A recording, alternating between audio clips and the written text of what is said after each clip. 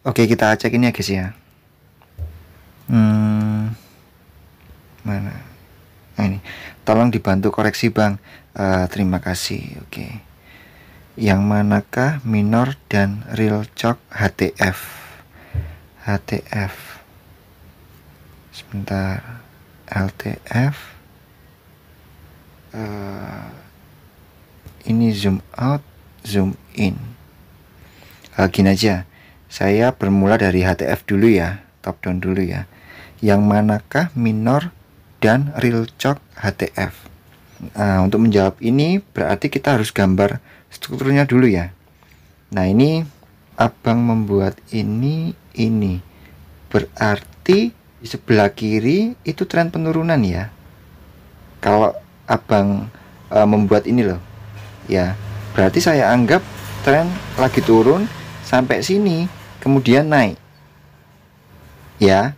Nah, ini saya nggak tahu kondisi sebelah kiri bagaimana, tapi karena ada ini dan ini, ya, maka ini saya asumsikan tren penurunan. Nah, di sini saya nggak bisa melihat ya, minor chordnya di mana atau real chordnya di mana. Tapi Abang membuat dua ini ya. Oke, sekarang kita bermula dari yang paling bawah. Sampai sini naik. Ini ambil, oke. Ini nggak ada yang diambil ini Bang. Ya. Ini liquidity masih oke. Berarti ini hanya single move. Ini 1, 2, lalu shred. Nah, ini single move. Oke. Ini minor chord. Oke, kita asumsikan di sini ada minor chord ya dari tren penurunan ini ya, karena Abang membuat ini sama ini. Ya. Nah, ini berarti ada sinyal perubahan tren yang masih lemah. Oke. Dan ini sudah ada struktur kenaikan. External structure kenaikan. Oke. Dari sini ada internal structure. Ini guys. Yang Abang bikin ini internal structure. Nah, kalau dari sini berarti ini adalah inducementnya, swing pertama dari high. Oke, contoh misalkan harga bergerak di sini ya. Ini belum terjadi. Ya, maka kita bisa siap-siap nih akan mengambil inducement untuk naik, menjawab sinyal yang lemah ini. Kan ini masih berusaha naik ya guys ya. Ada sinyal yang lemah. Ini sinyal yang kuat. Real ini sinyal yang kuat. Ya, oke. Kalau dari sini ya guys ya, kita menandai ini inducement, kemudian kita menandai konsep bisnis, konsep dagang ini. Ya, maka ini equilibrium. Ini kira-kira angka sakral ya, 1/4 bagian bawah ya.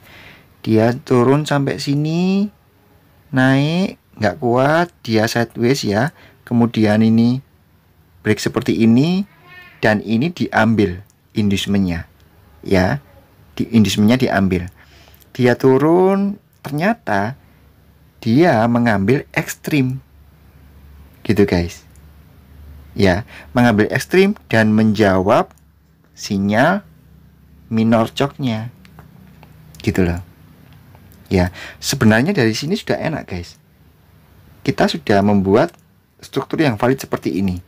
Maka kalau kita mau buy untuk menjawab minor chord, ini ekstrimnya ya, SL-nya sedikit guys, dan ini baru ABC, ada kemungkinan menjadi 1, 2, 3, 4, 5 gitu.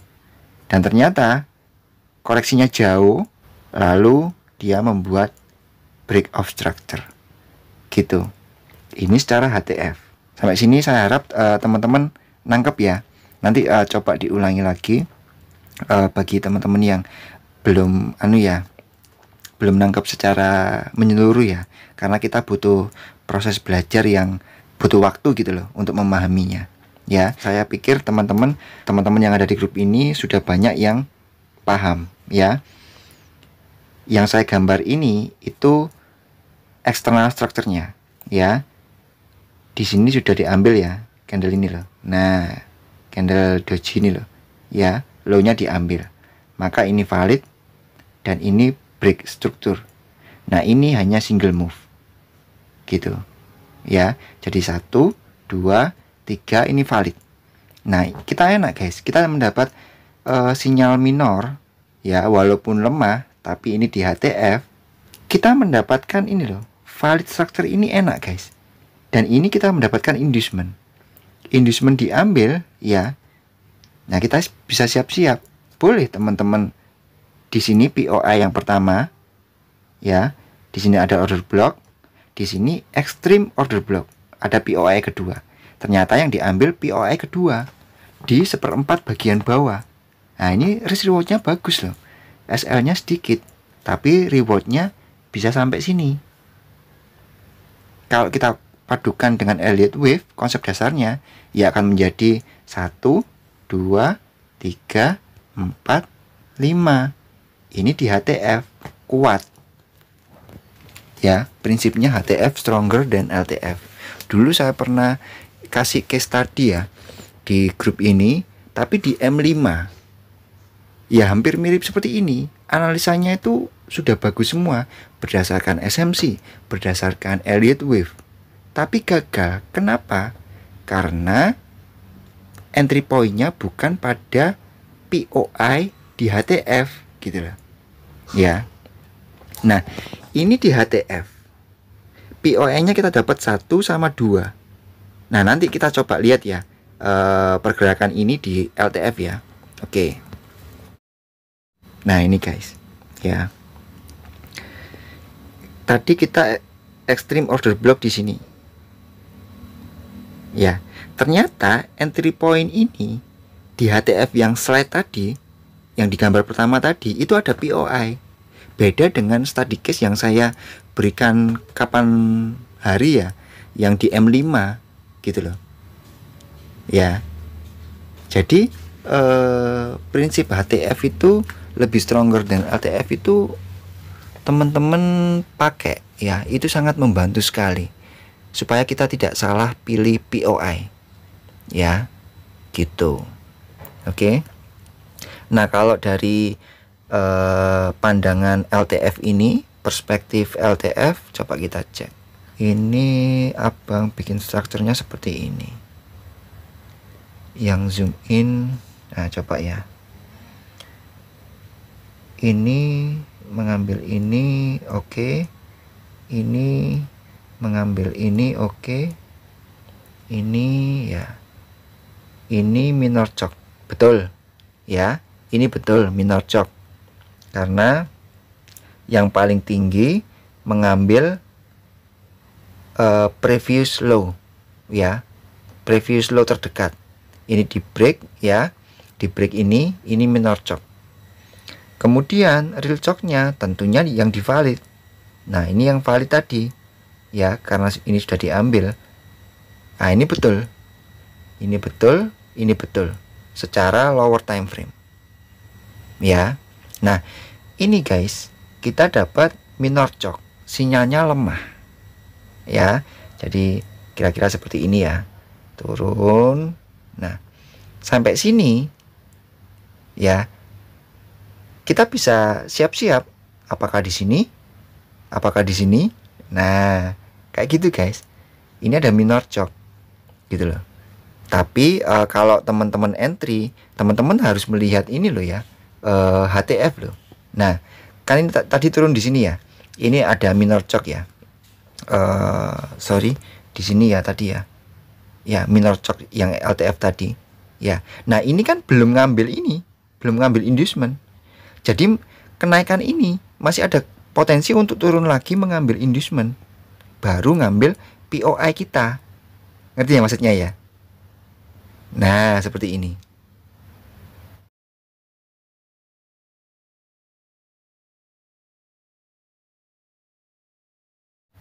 Oke. Perhatikan ini ya guys ya. V ini ya, sama V ini. Ya, itu tadi. Nah, ini ya guys ya, minor chord, tapi belum mengambil inducementnya itu tadi di sini loh guys, kira-kira, atau di sini ya, sebentar. Oh, di sini.